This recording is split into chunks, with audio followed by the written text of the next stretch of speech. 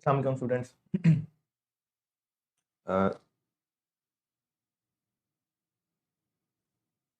दुरूद शरीफ पढ़ लें।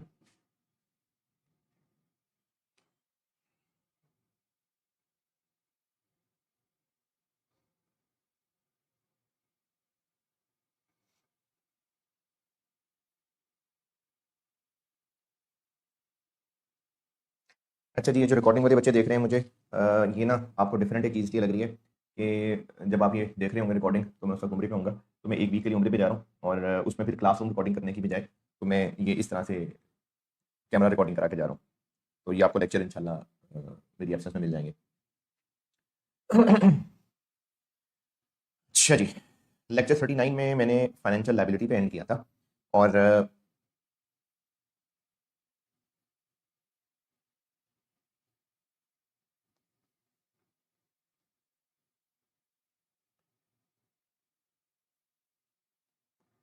ये फाइनेंशियल लायबिलिटी पे एंड किया था मैंने। अब इस सेक्शन ये जो मैंने सेट 3 बनाया हुआ है, इस सेट 3 का लास्ट सेक्शन मैंने रखा हुआ है कि अगर फाइनेंशियल एसेट्स जो कि अमोर्टाइज कॉस्ट पे थे उनकी मॉडिफिकेशन हो जाए। अ,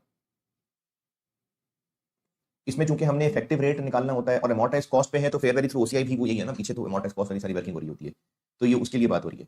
फेयर वैल्यू थ्रू पी&एल अगर है, उसमें मॉडिफिकेशन हो रही है, तो जो इसके अंदर डिस्कशन की हुई है ना, तो उसका चांस तो ये है कि वो fair value through P&L class में नहीं है। लेकिन चलो अगर है भी, तो इसमें जो डिस्कशन की हुई है वो इफेक्टिव रेट एडजस्ट करने की हुई है, तो वो चीज एप्लीकेबल ही नहीं रहेगी fair value through P&L class पे। इसलिए ये डिस्कशन जो अब होने लगी है ये अमोर्टाइज कॉस्ट या फेयर वैल्यू थ्रू ओसीआई के लिए है। केस वन ये बनाया हुआ है इसमें कि अगर जो है फाइनेंशियल एसेट, उसमें जो चेंजेस हुई हैं, अच्छा ये जो चेंजेस होने हैं ना, ये फाइनेंशियल लायबिलिटी में तो डिस्कस्ड है। ये जो 10% वाला रूल था कि सब्सटेंशियल चेंज क्या होगी, फाइनेंशियल एसेट में ऐसा कुछ डिस्कस नहीं है। यहां पर सिर्फ उसकी जो टर्म्स एंड कंडीशंस का चेंज होना है, उसके सब्सटेंस को देख के ही पता चलेगा। बिजनेस को डिसाइड करेगा, स्टूडेंट डिसाइड नहीं करेगा, बिजनेस डिसाइड करेगा कि जो मॉडिफिकेशन है वो केस 1 है कि केस 2 है। गाइडेंस ये है कि अगर तो मॉडिफिकेशन के नतीजे में, नहीं पहले आसान वाला बताता हूं, अगर तो मॉडिफिकेशन कुछ इस तरह से हो गई जैसे हमने जिस कंपनी के डिबेंचर्स खरीदे हुए थे, उस कंपनी ने चेंजेस कर दी बहुत सारी, और उस जिस कंपनी के डिवेंचर्स हैं उस कंपनी के पॉइंट ऑफ व्यू से देखें तो उसने इतनी ज्यादा चेंजेस कर दी हैं जैसे वो नई लायबिलिटी रिकॉर्ड कर रहा है, क्योंकि वो उसके कॉन्टेक्स्ट में थी ना बात। तो हो सकता है उसके कॉन्टेक्स्ट से रिलेट करना ही हो बात कि जिस कंपनी के अच्छा, अब मैं एसेट्स की बात कर रहा हूं, हमने डिवेंचर्स खरीदे हुए, तो जिस कंपनी के डिवेंचर्स खरीदे हुए हैं, अगर उस कंपनी ने कॉन्ट्रैक्ट में चेंजेस कर दी, कॉन्ट्रैक्चुअल कैश फ्लोज बदल दिए और इतने ज्यादा बदल दिए कि अब ये ऐसे ही है जैसे पुरानी लायबिलिटी खत्म उस कंपनी की और नई लायबिलिटी शुरू, तो फिर हम उसको अपने एंगल से देख रहे होंगे कि पुराना एसेट खत्म, नया एसेट शुरू। तो ये केस 2 है कि modification results in D-recognition of financial asset. तो जो नया एसेट यानी जो नए कैश फ्लोज हैं उनको एक नया एसेट समझेंगे और उस दिन से ऑनवर्ड उसकी नई अकाउंटिंग शुरू हो जाएगी, और जो पुराना वाला है उसको हम बुक्स में से निकाल देंगे और इस कंपाउंड एंट्री के ऊपर जो गेन लॉस है वो रिकॉर्ड हो जाएगा। ये दोनों पॉइंट पढ़ लिया, पॉइंट 1 पॉइंट 2 दोनों पढ़ लिए, दोनों बता दिया आपको।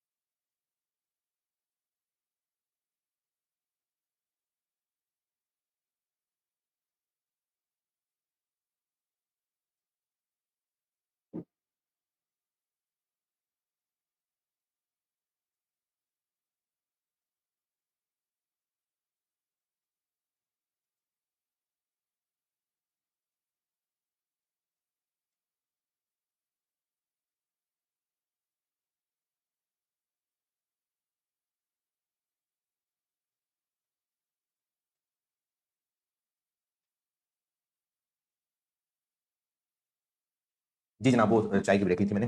अच्छा जी, ये पॉइंट 1 और 2 कहा था पढ़ने को, तो इसमें अगर मॉडिफिकेशन के नतीजे में इतनी चेंजेस हो गई हैं कि वो लायबिलिटी यानी जिसने डिबेंचर इशू किए हुए थे वो कहते सब बदल गया, तो हालात बदल गए, जज्बात बदल गए, तो हम लोग पुराने एसेट को खत्म कर देंगे और नए एसेट को ले आएंगे और जो गेन लॉस है वो P&L में आ जाएगा। केस वन, अगर मॉडिफिकेशन के नतीजे में हम एसेट डी रिकग्नाइज नहीं कर रहे हैं तो हम करेंगे ये कि हम कॉन्ट्रेक्चुअल कैश फ्लोज में जो चेंज हो रही है हम उस चेंज को ओरिजिनल इफेक्टिव रेट पे डिस्काउंट करेंगे, बिल्कुल जैसे कल लायबिलिटी में किया था ना कि revise cash flows discounted eight पुराना रेट,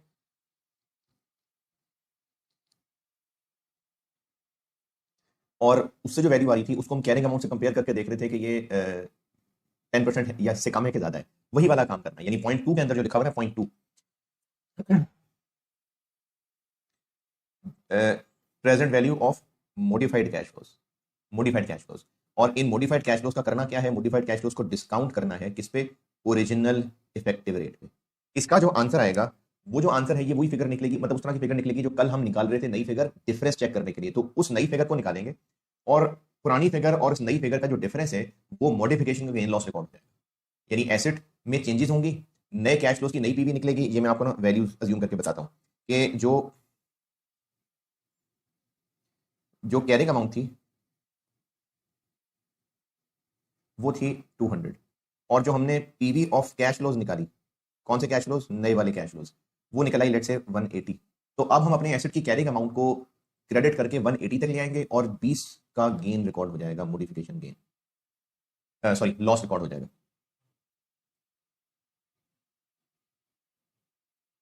लॉस रिकॉर्ड हो जाएगा। और अगर ये नए कैश फ्लो ज्यादा आ रहे होते तो फिर हम एसेट को बढ़ा देते और गेन रिकॉर्ड हो जाता है, मॉडिफिकेशन गेन होता। तो हम लोग नए कैश फ्लोज निकालेंगे, नए कैश फ्लोज होंगे जो कॉन्ट्रेक्चुअल कैश फ्लो जो रिवाइज हुए हैं पुराने उसी रेट के ऊपर, और उसको एग्जिस्टिंग एसेट की कैरिंग अमाउंट के साथ कंपेयर करके गेन लॉस रिकॉर्ड करेंगे। इसमें अगर कोई ट्रांजेक्शन कॉस्ट आ गई, कोई कमीशन देनी पड़ गई, कोई चार्जेस लग गए, तो वो जो चार्जेस लग गए वो जो कल लाइबिलिटी वाला केस किया था ना, जिसमें हम लाइबिलिटी में मॉडिफिकेशन को नई लाइबिलिटी नहीं ले रहे थे, यानी प्रैक्टिस क्वेश्चन 10 जो था उसमें हमने ट्रांजेक्शन कॉस्ट को लाइबिलिटी में डेबिट किया था। यहां पर हम ट्रांजेक्शन कॉस्ट को एसेट में डेबिट करेंगे, और चूंकि एसेट में डेबिट कर देंगे, ये पॉइंट नंबर 3 पढ़ रहा हूं मैं, एनी कॉस्ट और fees incurred adjust the carrying amount, adjust the carrying amount. तो ऐसा करने से क्या होगा कि हमें फिर नया इफेक्टिव रेट निकालना पड़ेगा, और वो नया इफेक्टिव रेट फिर वो ओवर द पीरियड फैल जाएगा, बिल्कुल जो कल लाइबिलिटी पढ़ा था ना जिसमें मॉडिफिकेशन, बल्कि चलो मुझे अभी जहन में बात आ गई, जो कल लाइबिलिटी में हमने पढ़ा है जिसमें पुरानी खत्म और नई लाइबिलिटी आ रही होती है, ये एसेट का केस टू उसका पैरेलल है। और जो प्रैक्टिस क्वेश्चन 10 किया था कि लाइबिलिटी में चेंज 10% से कम थी, तो हमने एक तो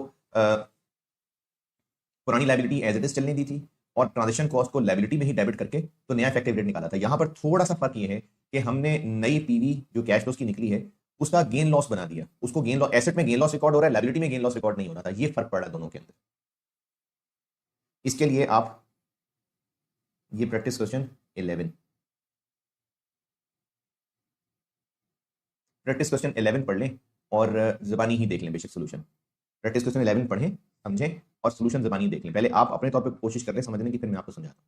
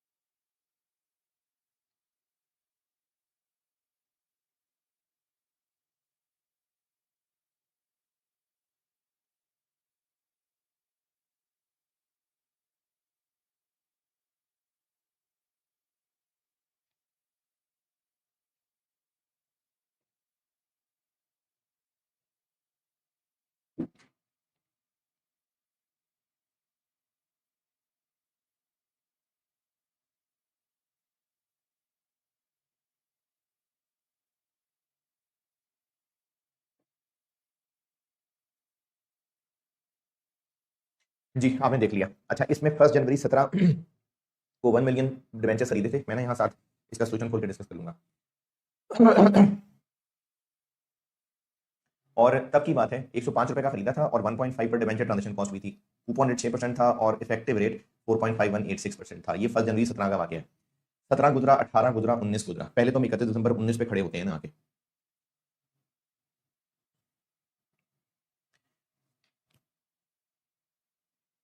वन मिलियन थे तो इसलिए ये जो आपको फिगर नजर आ रही है ये रुपीज इन मिलियन है। तो 105 मिलियन शुरू में और 1.5 मिलियन ट्रांजेक्शन कॉस्ट की इनिशियल मेजरमेंट हो गई। उसके बाद ये मैं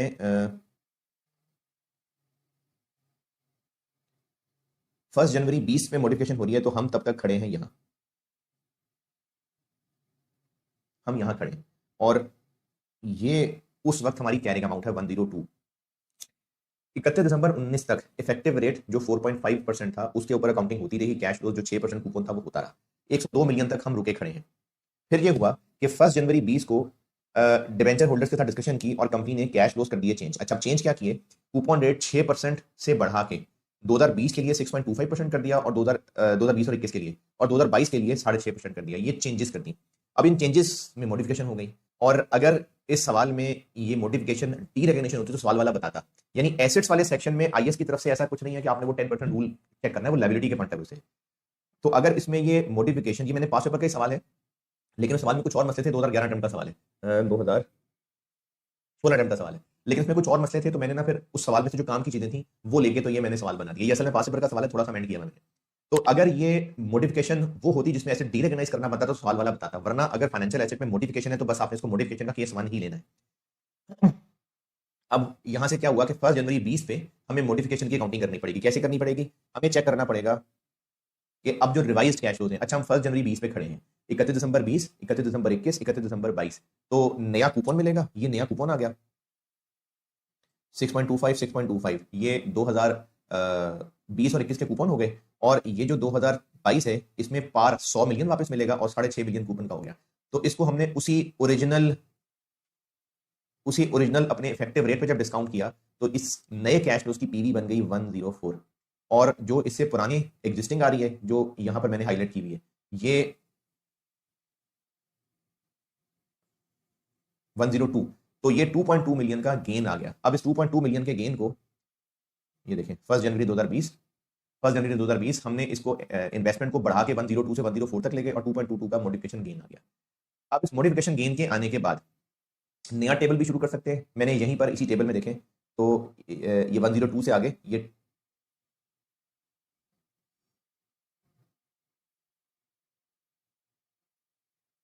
102 के साथ मैंने 2.22 को शामिल किया। ये नया टेबल भी बन सकता है, मैंने एक ही टेबल के अंदर एडजस्ट कर दिया। अब यहां से बात शुरू हुई और यहां से आगे टेबल लगना शुरू हो गया। यहां से आगे इफेक्टिव रेट वही रहा क्योंकि हमने उसी इफेक्टिव रेट के हिसाब से जो अंतर निकला हुआ था।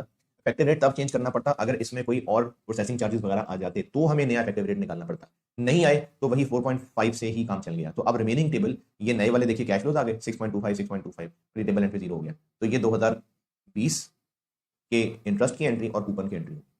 ये सवाल था प्रैक्टिस क्वेश्चन 11। और ये हो गया जनाब फाइनेंशियल एसेट्स की मॉडिफिकेशन डन। अच्छा ये मैंने सेट 3 रखा हुआ था, सेट 3 डन। अब हम आते हैं सेट 4 पे।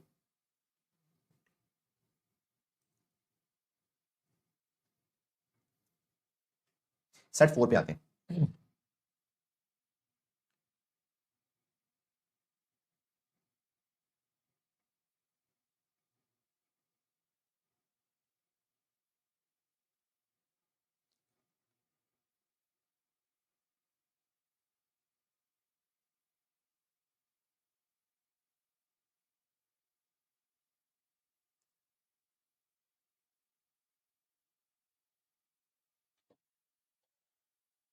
चलिए सेट 4 पे आते हैं। ये मैं सेट 4 पे आ गया हूँ। ये चैप्टर में अगर आप देखेंगे तो पेज नंबर शायद 23 होगा। सेट 4 पे आ गए। अच्छा अगर आप थोड़ी सी मेमोरी में वापस जाएंगे तो मैं आपको ये जो पहला पेज है ना ये पहले कभी बता चुका हुआ हूँ। मैं आपको फाइनेंशियल इंस्ट्रूमेंट्स की शुरुआत में ही बता चुका हूँ।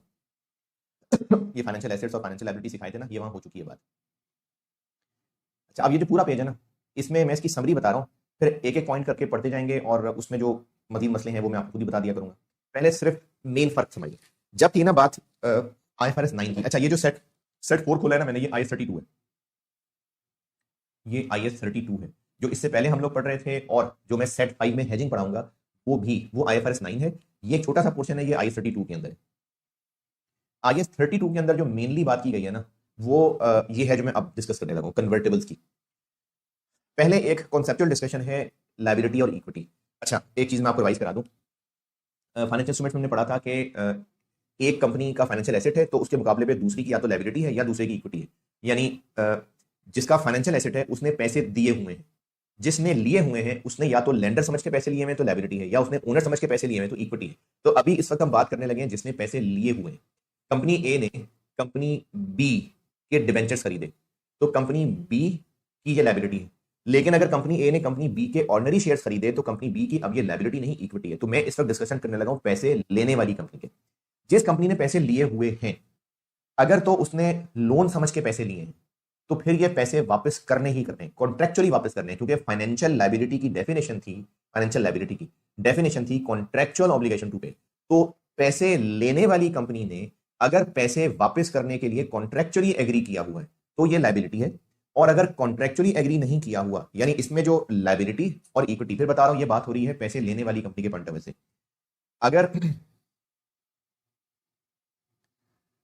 जिस कंपनी ने पैसे लिए हैं, पैसे वापस करना उसकी कॉन्ट्रेक्चुअल ऑब्लिगेशन है। This is the key term, contractual obligation. अगर पैसे वापस करना उसकी कॉन्ट्रेक्चुअल ऑब्लिगेशन है तो ये लायबिलिटी है, और अगर कॉन्ट्रेक्चुअल ऑब्लिगेशन नहीं है तो फिर ये इक्विटी है। यही वजह है, अभी मैंने आपको ना इसमें अभी वाले लेक्चर में ही नहीं, अभी वाले में नहीं, अगले किसी लेक्चर में, मतलब 41-2 में कहीं मैंने आपको ये बात बतानी है कि जो प्रेफरेंस शेयर्स होते हैं, ये मैं इसलिए अभी जिक्र कर रहा हूं क्योंकि बचपन में जो अकाउंटिंग पढ़ के आए हैं उसमें ही आपने पढ़ा होगा। जो प्रेफरेंस शेयर्स होते हैं अगर वो रिडीमेबल हो तो उनको हमने वापस करना होता है, हमारी कॉन्ट्रेक्चुअल जिम्मेदारी होती है, इसलिए फाइनेंशियल लायबिलिटी होती है। और अगर इररिडीमेबल हो तो उनको पैसे वापस करना हमारी ऑब्लिगेशन नहीं होती, इसलिए वो लायबिलिटी ना हो पाने की वजह से इक्विटी होते हैं। तो इक्विटी और लायबिलिटी में की डिफरेंस है कॉन्ट्रेक्चुअल ऑब्लिगेशन का। ये जो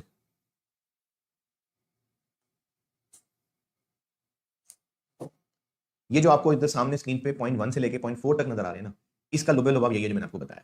ये एक एक करके पॉइंट पढ़ते जाते हैं, और इसमें आप सामने तो बैठे नहीं है तो आपने क्या मतलब बताने थे, तो मैं खुद ही बता देता हूँ जो जो मसला आपको हुआ होगा।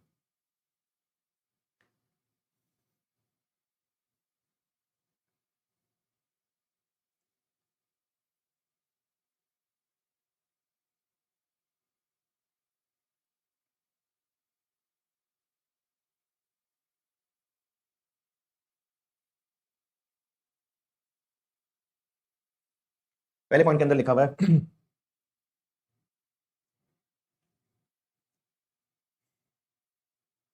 कि जो इशूअर है, यानी जिसने पैसे लेने हैं, और इशूअर इसलिए कह रहे हैं क्योंकि उसने पैसे लेके तो इशू करना है, शेयर इशू करना है, डिबेंचर इशू करना है, तो ये वो इशूअर है। तो जो फाइनेंशियल इंस्ट्रूमेंट का इशूअर है, ये उसने फैसला करना है कि वो इस पैसे के अगेंस्ट इक्विटी रिकॉर्ड करेगा या लायबिलिटी रिकॉर्ड करेगा। ये पॉइंट 1 है।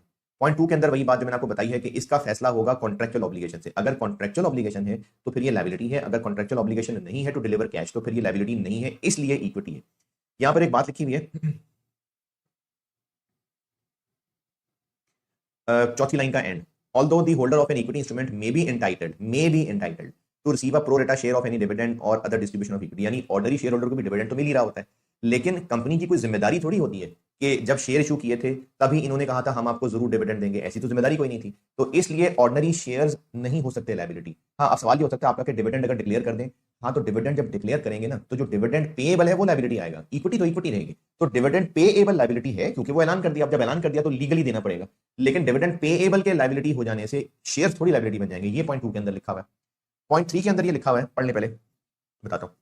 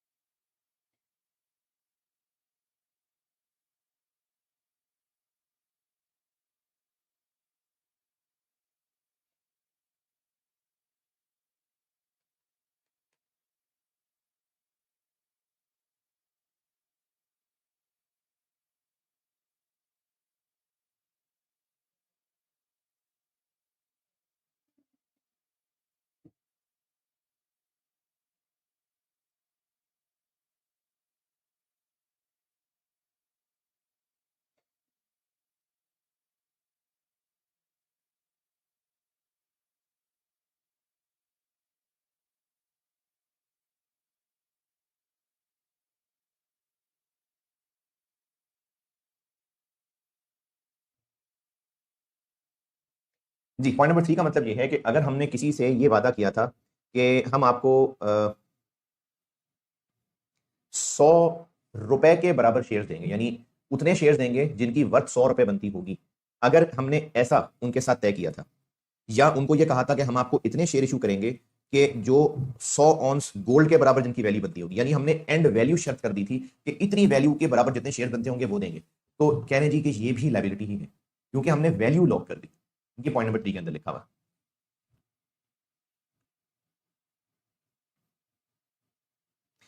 और पॉइंट नंबर 4 के अंदर लिखा हुआ है कि अगर हमने ये कहा हुआ है कि अगर फलाना वाकया हो गया तो भी आपको इतने रुपए दे देंगे, यानी जिसमें कंटेंजेंट लायबिलिटी होती है, और ये हम लोग पढ़ेंगे उसमें कंसोलिडेशन में भी, तो ये भी लायबिलिटी ही है। कंसोलिडेशन में पढ़ाऊंगा, ठीक है, इस पे कंसोलिडेशन से पहले नहीं बात करेंगे, कंसोलिडेशन में बात करेंगे इस पे। तो ये इन 4 पॉइंट्स में ये मतलब। अच्छा जी, डेफिनेशन हो गया। ओके, अब आते हैं कंपाउंड फाइनेंशियल इंस्ट्रूमेंट पे। और ये जो कंपाउंड फाइनेंशियल इंस्ट्रूमेंट है ना, इसकी आसानी ये है कि हम ये IFRS 2 में किसी हद तक कर चुके हुए हैं। IFRS 2 के अंदर जब मैंने आपको वो पढ़ाए थे ना, वो कॉन्ट्रैक्ट जिसमें दूसरी पार्टी के पास राइट है कि वो चाहे एंड पे कैश ले ले चाहे शेयर्स ले ले, तो ये वो वाली चीज है। इनफैक्ट वो ये वाली चीज थी। कंपाउंड फाइनेंशियल इंस्ट्रूमेंट्स क्या होते हैं? कंपाउंड फाइनेंशियल इंस्ट्रूमेंट्स होते हैं जिसमें हमने पैसे लिए होते हैं डिवेंचर इशू करके, और वो डिवेंचर्स कन्वर्टेबल होते हैं, यानी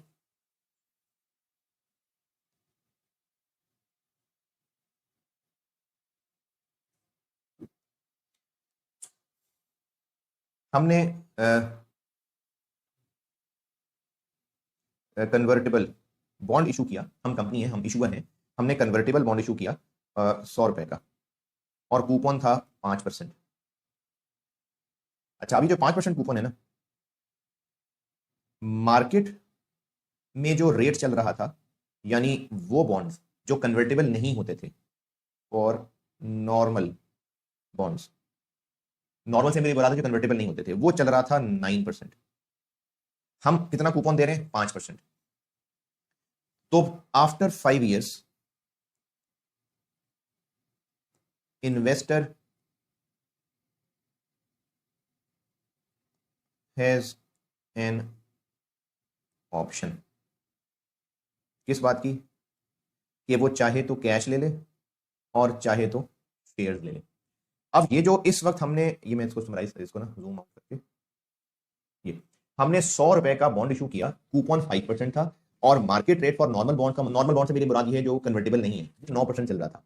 तो हम 5% क्यों दे रहे हैं, यानी लोग हमारे बॉन्ड्स 5% पे क्यों लेने को राजी हैं? क्योंकि हमारे बॉन्ड्स वालों के पास हक होगा कल को शेयर्स भी लेने का। अच्छा, कितने शेयर? मुट्ठी भर शेयर नहीं, ये भी आज ही तय होगा। ये जो मैंने ये वाली बात लिखी है ना, ये जो मैंने इस वक्त बात लिखी हुई है, ये आज ही तय है।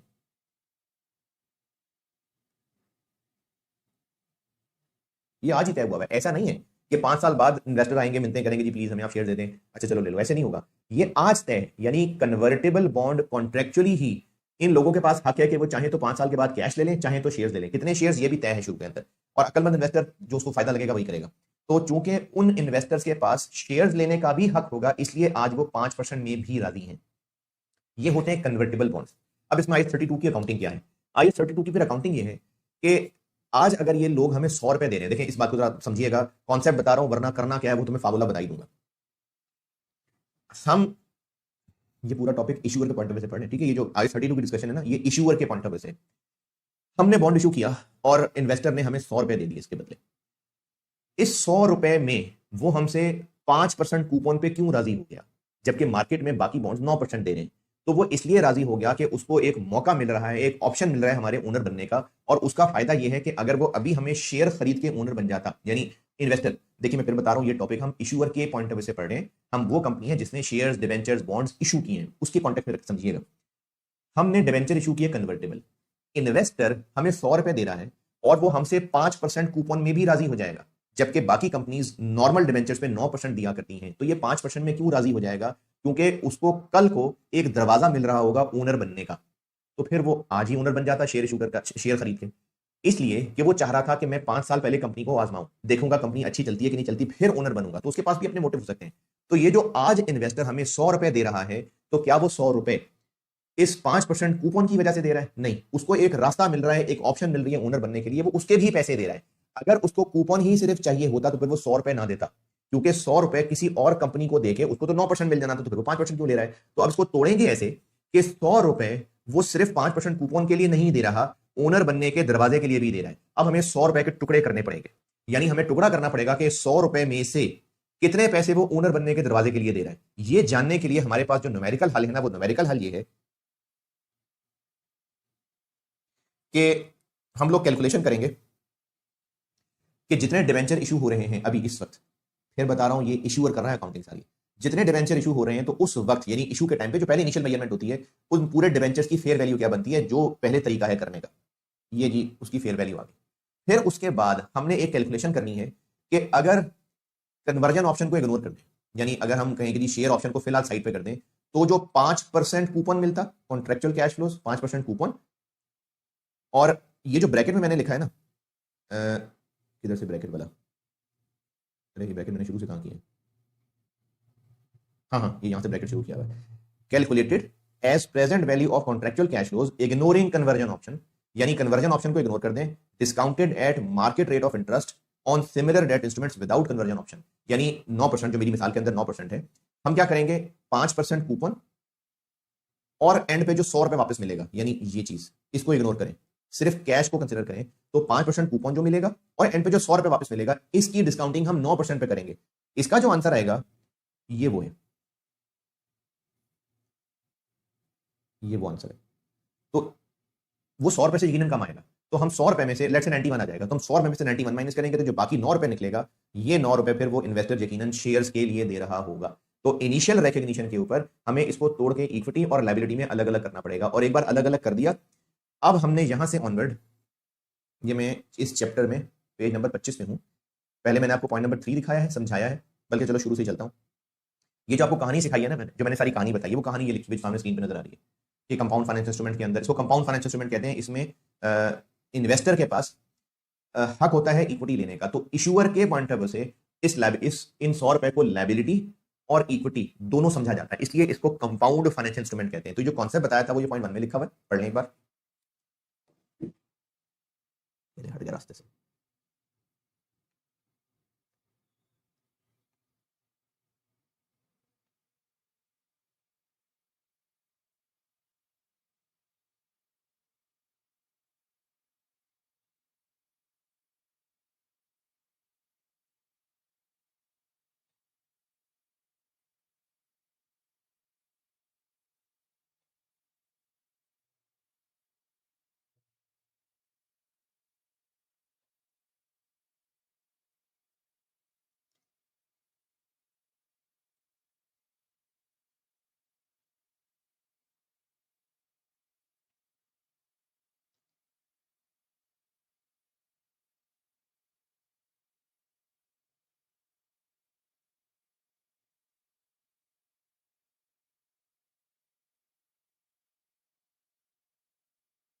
चल पढ़ लिया। पॉइंट नंबर 2 में लिखा हुआ है कि हमने इनिशियली इक्विटी और लायबिलिटी में इसको तोड़ना है, ये जो मैंने आपको पॉइंट 3 समझाया ना, हमने तोड़ना है, और इसको एक बार जब तोड़ लिया ना, तो पॉइंट नंबर 5 ये बता रहा है कि सब्सिक्वेंटली क्या होगा, सब्सिक्वेंटली क्या होगा, लायबिलिटी के साथ सब्सिक्वेंटली हम वो शुरू करेंगे जो पहले करते हैं, financial liability component shall be measured as already studied earlier, amortised cost है तो ये इफेक्टिव रेट वगैरह सब ये लायबिलिटी के लिए ऑनवर्ड्स ये चलेगा, और इक्विटी एक बार जब कर ली तो फिर उसको दोबारा रीमेजर थोड़ी करते हैं, पहले भी नहीं करते। तो आप ये बुलेट पॉइंट 1 पढ़ें, फिर ऊपर पॉइंट 2 में आता हूं वापस। Financial liability component shall be measured as studied already, amortized cost method follow हो रहा है, तो इफेक्टिव इंटरेस्ट रेट कैलकुलेट होगा, और अगर ट्रांजेक्शन कॉस्ट नहीं है, जो कि मैंने पॉइंट 4 में समझानी है, तो फिर इफेक्टिव रेट वही 9% ही होगा, ये बात लिखी गई। अच्छा, अब लायबिलिटी को हम ऑनवर्ड वैसे चलाएंगे जैसे पहले सीखा है, और इक्विटी जो अलग कर ली वो कर ली। पॉइंट 2 में ये लिखा हुआ है कि अगर वक्त गुजरने के साथ साथ हालात बदले और हमें यह पता चला कि अब शायद वो कन्वर्जन नहीं करवाएगा, फिर भी हम इस इक्विटी लायबिलिटी को जो तोड़ लिया ना वो वापस जोड़ नहीं देंगे, ये पॉइंट 2 में लिखा है।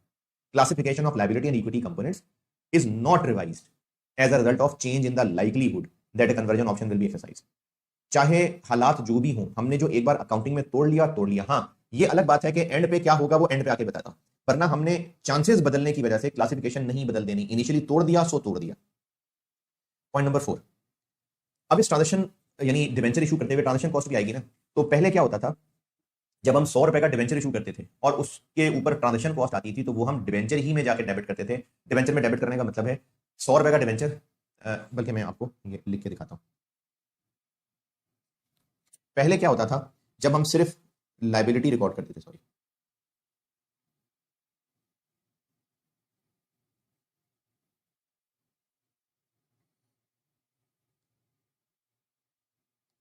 पहले क्या होता था जब हम डिवेंचर इशू करते थे 100 रुपए का और ट्रांजैक्शन कॉस्ट होती थी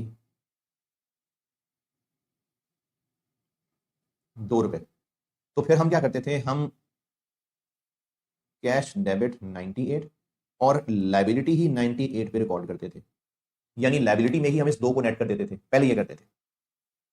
लेकिन अब क्या होगा,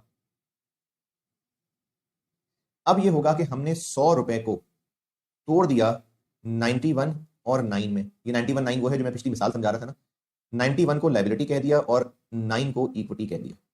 अब जब हमने इस 100 को तोड़ दिया तो हमें फिर 2 रुपए को भी तोड़ना पड़ेगा, इस 2 रुपए को भी तोड़ना पड़ेगा, इसी 91 और 9 की रेशो में तोड़ना पड़ेगा। लेट से ये आ गया 0.2 और ये आ गया 1.8। तो अब हम करेंगे ये कि हम चाहे शुरू वाली एंट्री को ही कंबाइन कर लें, लेकिन मेरी रिकमेंडेशन ये नहीं है कि आप 0.3 और 0.4 को कंपाउंड करें, नहीं, 0.3 अलग करिएगा, 0.4 अलग करिएगा, यानी इग्नोरिंग ट्रांजेक्शन कॉस्ट, 0.3 की एंट्री अलग और फिर ट्रांजेक्शन कॉस्ट की एंट्री अलग। करेंगे क्या कि पहली एंट्री हमने की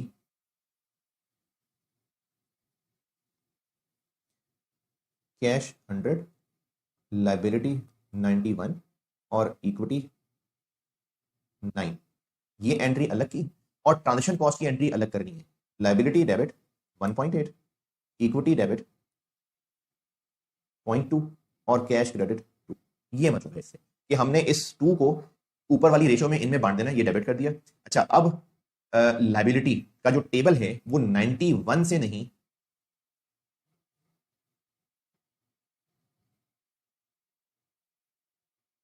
ये जो टेबल स्टार्ट होगा वो 89.2 से स्टार्ट, 89.2 से। अच्छा, अब चूंकि हमने लाइबिलिटी को 91 पे ही अगर रखना होता, मतलब ट्रांजेक्शन कॉस्ट ना होती, तो फिर इस लाइबिलिटी के लिए इफेक्टिव रेट वही 9% होता। ये 9%, मैंने 91 एक अंदाजन फिगर ली थी इस 5 और 9% वाली मिसाल को लेके। अगर ये लाइबिलिटी पे ट्रांजेक्शन कॉस्ट ना आती तो ऑनवर्ड्स अकाउंटिंग के लिए टेबल 91 से शुरू होता और इफेक्टिव रेट वही 9% ही होता। लेकिन अब अगर ट्रांजेक्शन कॉस्ट आ गई और इफेक्टिव लाइबिलिटी का टेबल 91 की बजाय 89.2 से शुरू होने लगा है, तो अब इफेक्टिव रेट भी फिर 9% नहीं होगा, वो हमें थोड़ा चेंज करना पड़ेगा, लेट से 9.1% हो जाएगा। ये बात मैंने यहां पर लिखी हुई थी, ये पॉइंट नंबर 5 के अंदर, कि अगर in absence of any transaction cost तो फिर जो मार्केट इंटरेस्ट यूज किया था वही इफेक्टिव रेट होगा। अगर ऐसा नहीं है तो फिर इफेक्टिव रेट निकालना पड़ेगा। तो ये ट्रांजेक्शन कॉस्ट वाला पॉइंट नंबर 4 ये पढ़ लें।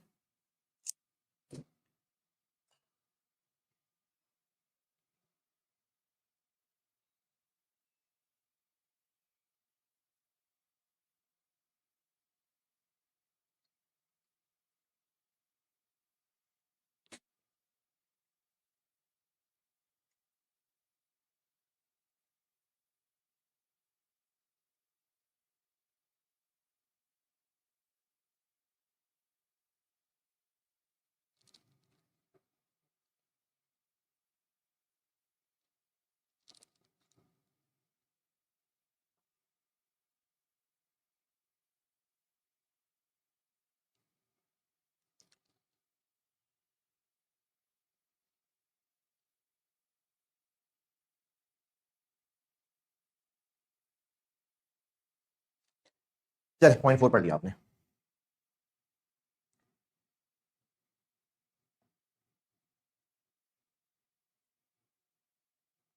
ये एक पॉइंट और पढ़ लेते हैं, फिर मैं आपको ना प्रैक्टिस क्वेश्चन पे ले जाता हूं। चलिए ये पॉइंट और पढ़ते हैं, पॉइंट नंबर 6। अब एंड आ गया, यानी 5 साल का टाइम आ गया। हमने 100 रुपए को इनिशियली तोड़ लिया था, लाइबिलिटी अलग, इक्विटी वहीं रही थी, लाइबिलिटी को हमने ऑनवर्ड चलाना शुरू कर दिया था। अब आ गया है जी 5 साल का एंड। अगर तो रिडेम्पशन पे,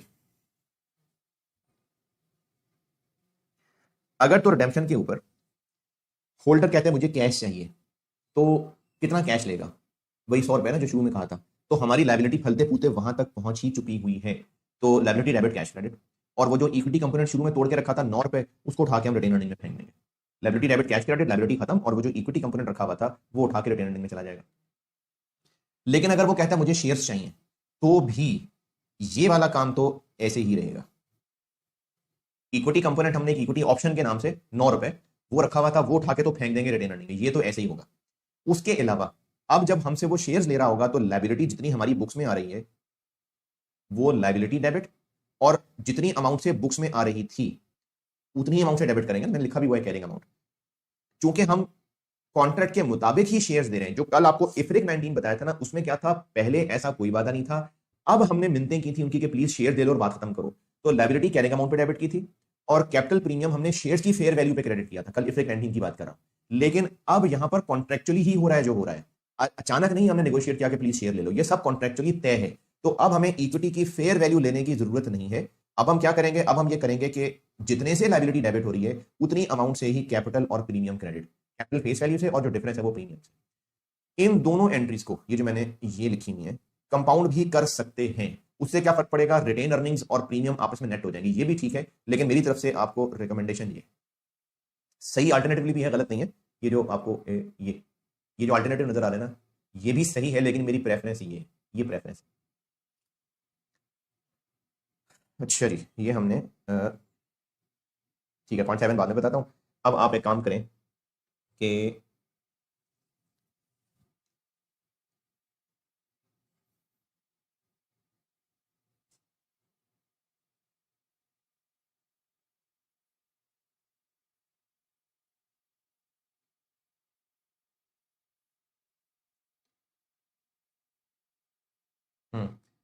अब आप एक काम करें, प्रैक्टिस क्वेश्चन 1, ये प्रैक्टिस सेट 4 है। अब मैं सेट 4 पे आ गया हूं, तो प्रैक्टिस क्वेश्चन 1 पे आए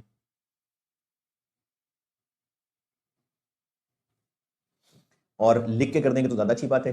अगर लिख के नहीं करना, लिख के कर लेना यार, है लिख के कर लें और फिर सोल्यूशन देख लें, फिर करता हूं मैं डिस्कस। मैं लेक्चर पॉज कर देता हूं ताकि आप इतने में मेरी क्या शक्ल देखेंगे। तो आप प्रैक्टिस क्वेश्चन 1 करें और इसका सोल्यूशन लिख के कर दें तो बहुत अच्छी बात है। करने के बाद सोल्यूशन देख लें, फिर मैं डिस्कस करता हूं आपसे। जी, आपने प्रैक्टिस क्वेश्चन 1 कर लिया।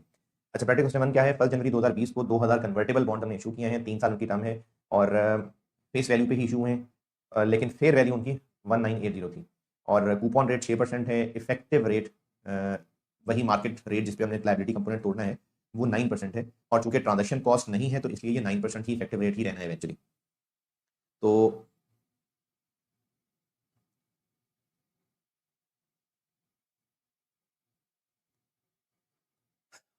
1980 ये इनिशियल फेयर वैल्यू निकली, ये इनिशियल फेयर वैल्यू आ गई 1980। और हमने लायबिलिटी कंपोनेंट यानी जो कूपन था 6%, 2 मिलियन फेस वैल्यू का 6%, ये 1,20,000 वो बन गया। इसकी हमने 9% पे डिस्काउंटिंग, और ये जो एंड पे कैश रिडेम्पशन है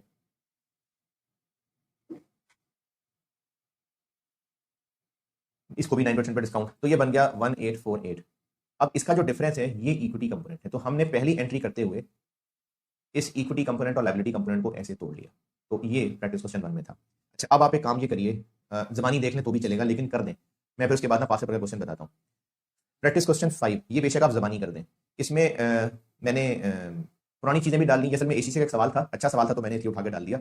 ये एसीसी का एक सवाल था, इसमें एक पॉइंट में कन्वर्टेबल है, एक पॉइंट में वो इंटरेस्ट फ्री लोन है, वो शुरू शुरू में बताया था एम्प्लॉइज को जो इंटरेस्ट फ्री लोन दिया, और एक पॉइंट के अंदर वो फाइनेंशियल एसेट बेचा हुआ है। तो ये एक छोटी सी रिवीजन भी हो जाएगी, और कन्वर्टेबल के लिए पॉइंट इसमें पार्ट ए है। ये आप लोग जमानी देख दें, फिर मैं इसके बाद पास पेपर का सवाल डिस्कस करता हूँ, लेकिन देख दें आप प्रैक्टिस क्वेश्चन 5 इसी सेट का, सेट 4 प्रैक्टिस क्वेश्चन 5 इसका सवाल, इसका सोल्यूशन जबानी देख लें, बहुत है। फिर इसके बाद में पास पेपर का सवाल डिस्कस करके तो ये लेक्चर 40 इसको बंद करता हूँ।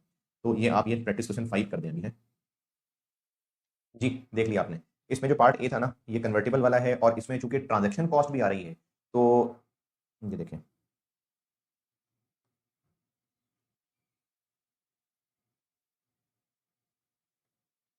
ये इसमें चूंकि ट्रांजेक्शन कॉस्ट भी आ रही थी, तो पहले तो हमने ये जैसे भी प्रैक्टिस क्वेश्चन 1 में था 100 को 92 और 7 में तोड़ लिया, लेकिन फिर ट्रांजेक्शन कॉस्ट को भी इसी रेशो में तोड़ा। तो अब ट्रांजेक्शन कॉस्ट आने की वजह से भी कुछ देर पहले बताया था, ट्रांजेक्शन कॉस्ट आने की वजह से लायबिलिटी रिकॉर्ड होगी 92 और 0.92 के नेट से, यानी 91.48 से, ये देखें 91.48।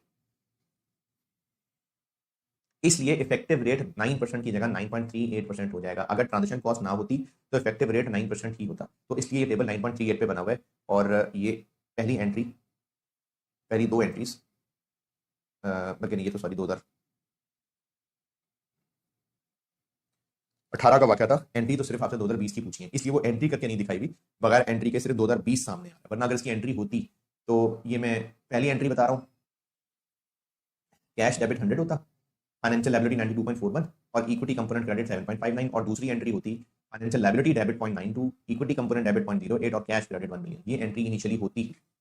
तो ये ए था। और बी वो शेयर्स बेचने वाली बात थी कि जब हम शेयर्स बेचते हैं तो पहले अपडेट करते हैं और अपडेट करने के बाद फिर, तो इसमें एक शेयर्स की इन्वेस्टमेंट दूसरी इन्वेस्टमेंट में कन्वर्ट हो रही थी, तो इसलिए ये दूसरी एंट्री के अंदर कैश डेबिट की बजाय ये इन्वेस्टमेंट डेबिट हो गई। और सी, ये भी मैं आपको शुरू में बता चुका हूँ कि अगर हम इंटरेस्ट फ्री लोन दे रहे हैं, पहले सवाल कराया भी हुआ है, तो हम इनिशियली लोन को प्रेजेंट वैल्यू पे रिकॉर्ड करेंगे मार्केट इंटरेस्ट रेट पे। ये वही किया और जो डिफरेंस था ये एक्सपेंस बन गया। तो पास्ट पेपर के सेक्शन में आए।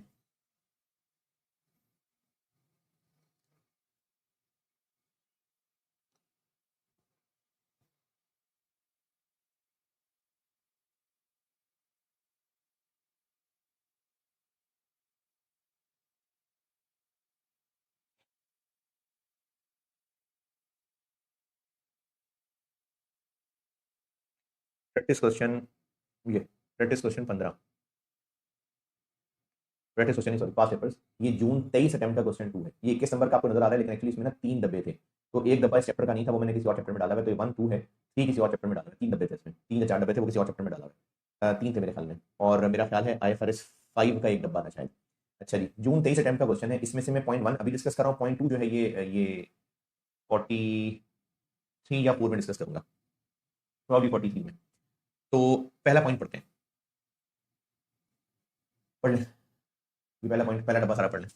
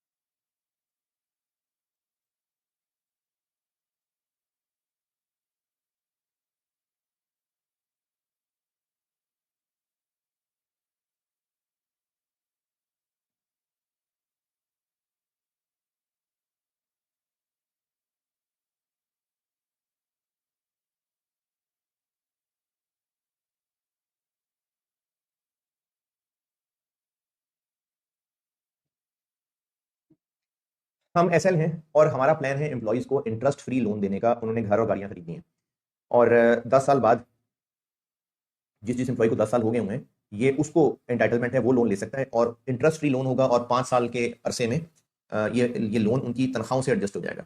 तो जो हमारे सीईओ साहब हैं वो ये कह रहे हैं कि चलो अच्छी बात है, हम इंटरेस्ट फ्री लोन दे रहे हैं, तो हम इंटरेस्ट फ्री लोन दे रहे हैं तो ये एडवांस सैलरी समझ लेंगे, और बस एडवांस सैलरी आस्ता आस्ता एडजस्ट होती जाएगी, तो इसका हमारे ऊपर कोई एक्सपेंस इनकम नहीं पड़ेगा। ये सीईओ साहब का ख्याल है।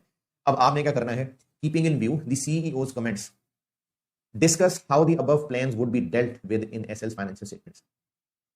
तो ये जो इंटरेस्ट फ्री लोन्स हैं ये फाइनेंशियल एसेट है, और चूंकि कॉन्ट्रेक्चुअल कैश फ्लोज हैं कि इतने साल के अंदर रिकवर हो जाएगा और जीरो कूपन होगा, कॉन्ट्रेक्चुअल कैश फ्लो हो गया ना, तो ये अमोर्टाइज कॉस्ट पे रिकॉर्ड होगा। और इसका तरीका ये है कि इनिशियल मेजरमेंट होगी। अब ये चूंकि डिस्कस करने को कहा है ना, अगर उसने वैल्यूज दी होती और एंट्रीज करने को कहता तो प्रैक्टिस क्वेश्चन 5 पार्ट सी होता, अभी जो किया आपने किया है। चूंकि एंट्री नहीं करने को कहा, सिर्फ डिस्कस करने को कहा है, तो जो हमने एंट्री करके दिखाना था हम सिर्फ वो अंग्रेजी में लिख रहे होंगे, अमाउंट भी कोई नहीं है, तो हम बस अंग्रेजी बता रहे होंगे कि हमें इन फ्यूचर कैश फ्लो जो कि लोन की रिकवरी है उसकी प्रेजेंट वैल्यू निकालनी पड़ेगी मार्केट इंटरेस्ट रेट पे। इससे जो आंसर आएगा उस पर लोन रिकॉर्ड होगा, और इसका और जो लोन अमाउंट का डिफरेंस है वो फॉरन पीएनएल को चार्ज हो जाएगा। और अब ये जो लोन रिकॉर्ड हो गया होगा ये over the period amortise cost पे मेजर होगा, इसलिए हर साल के एंड पे इस पे इंटरेस्ट इनकम आया करेगी इफेक्टिव इंटरेस्ट रेट पे। ये हमारी इस पे डिस्कशन। और ये जो पॉइंट नंबर 2 है ये आपको अभी नहीं पढ़ाया। और एक आप और देख लें, अच्छा एक प्रैक्टिस क्वेश्चन ना, मैंने ना इस प्रैक्टिस क्वेश्चन में सिर्फ एक काम ये किया था कि इसमें फॉरेन करेंसी मिक्स की थी। जैसे पहले नहीं एक दफ़ा वो डिबेंचर्स वाला सवाल मैंने फॉरेन करेंसी मिक्स करके करवाया था, तो मैंने ना इसमें भी फॉरेन करेंसी मिक्स करके एक सवाल बनाया है। आप बड़े अच्छे बच्चे हैं, आप ना ये सवाल ज़बानी देख लें। प्रैक्टिस क्वेश्चन 2 पढ़ लें, प्रैक्टिस क्वेश्चन 2, और इसको आप लेक्चर पॉज करके कर लें बेशक, लेकिन कर दें। मैं फिर इसकी डिस्कशन करके ना लेक्चर 40 पर एंड कर दूंगा। तो आपकी बहुत मेहरबानी, आप इस सवाल को पढ़ के लिख के कर देंगे तो बहुत अच्छी बात है। अगर लिख के नहीं करना, ज़बानी देखना है, मौत पड़ती है लिख के करते हैं, तो आप बेशक ज़बानी देख लें। लेकिन ये मैंने फॉरेन करेंसी मिक्स करके ये वाली एक वैरायटी बनाई थी, तो ये आप प्लीज़ कर दें। ये मैं लेक्चर पॉज करके पानी पी लूँ ज़रा, तो आप उतने में ये सवाल सॉल्व करें, फिर मैं डिस्कस करता हूँ उसका सोल्यूशन। जी, कर लिया आप लोगों ने। अच्छा, इसमें हमने ये आपको जब मैंने फॉरेन करेंसी मिक्स करके पढ़ाया था ना डिबेंचर्स वाला, तो बताया था कि हमें डॉलर वाला अमाउंट कॉस्ट का टेबल अलग बनाना पड़ेगा, फिर उसको रुपीज़ में लाके अलग बनाना पड़ेगा। तो जो जो इफेक्टिव रेट की कैलकुलेशन थी वो डॉलर वाले टेबल में की। तो यहाँ पर भी चूंकि हमने लायबिलिटी को तोड़ना है, इक्विटी को तोड़ना है, फिर लायबिलिटी का टेबल चलाना है, तो ये सारा कुछ डॉलर में होगा। तो जो डॉलर में 1 जनवरी को हमने तोड़ना है, तो सारा कुछ डॉलर में है, फिर टेबल भी सारा डॉलर में बनेगा, फिर उस टेबल को हम रुपीज में ट्रांसलेट करके फिर एक्सचेंज गेन लॉस निकालेंगे। और इक्विटी शुरू में तो डॉलर में कैलकुलेट किया, लेकिन एंट्री तो रुपीज में करनी है, तो पहली एंट्री के लिए ये 150 वाला रेट इस्तेमाल हो जाएगा, पहली एंट्री के लिए। उसके बाद फिर जब हमने लायबिलिटी का ऑनवर्ड टेबल चलाना है, तो इंटरेस्ट को एवरेज रेट पे उर्दू में लाना है, और एवरेज रेट नहीं पता तो ईयर एंड वाला। कैश फ्लो को कैश फ्लो डेट के ऊपर, जो कि इस सवाल के अंदर ईयर एंड है। लायबिलिटी को तोड़ना है, इक्विटी को तोड़ना है, फिर लायबिलिटी का टेबल चलाना है, तो ये सारा कुछ डॉलर में होगा। तो जो डॉलर में 1 जनवरी को हमने तोड़ना है, तो सारा कुछ डॉलर में है, फिर टेबल भी सारा डॉलर में बनेगा, फिर उस टेबल को हम रुपीज में ट्रांसलेट करके फिर एक्सचेंज गेन लॉस निकालेंगे। और इक्विटी शुरू में तो डॉलर में कैलकुलेट किया, लेकिन एंट्री तो रुपीज में करनी है, तो पहली एंट्री के लिए ये 150 वाला रेट इस्तेमाल हो जाएगा, पहली एंट्री के लिए। उसके बाद फिर जब हमने लायबिलिटी का ऑनवर्ड टेबल चलाना है, तो इंटरेस्ट को एवरेज रेट पे उर्दू में लाना है, और एवरेज रेट नहीं पता तो ईयर एंड वाला। कैश फ्लो को कैश फ्लो डेट के ऊपर, जो कि इस सवाल के अंदर ईयर एंड है, और क्लोजिंग बैलेंस को क्लोजिंग डेट के ऊपर। फिर बैलेंसिंग करने से एक्सचेंज गेन लॉस आना था। और फिर आखिर में जाके, अभी इस सवाल के आखिर के अंदर जाके क्या है कि अगर कैश में रिडेम्पशन हो गई तो क्या, और अगर कन्वर्जन हो गई तो क्या। तो इसके मैंने पहले क्या किया, पहले इसको डॉलर्स में सॉल्व किया। देखिए ये वर्किंग 1 और वर्किंग 2 का शुरू डॉलर्स में, ये डॉलर्स में सॉल्व किया, ये लायबिलिटी का टेबल भी डॉलर में बना। उसके बाद इसको रुपीज में कन्वर्ट किया। एंट्रीज ये रुपीज वाले से हो रही हैं, और पहली एंट्री डॉलर कैलकुलेटेड है, लेकिन एंट्री करते हुए देखिए मैंने सब फिगर्स पे 150 रुपए वाला रेट लगा लिया। ये पहली एंट्री में सब पे 150 वाला रेट लगा लिया। और उसके बाद फाइनली जब रिडेम्पशन हुई, तो लायबिलिटी खत्म, कैश क्रेडिट, और जो इक्विटी कंपोनेंट था वो रिटेन अर्निंग में फेंक दिया। और कन्वर्जन हो गई अगर, तो ये मैंने अल्टरनेटिवली कह के लिखा हुआ था, ऐसे भी कर सकते हैं। ये प्रैक्टिस क्वेश्चन 2 था, और लेक्चर 40 बस खत्म। ठीक है।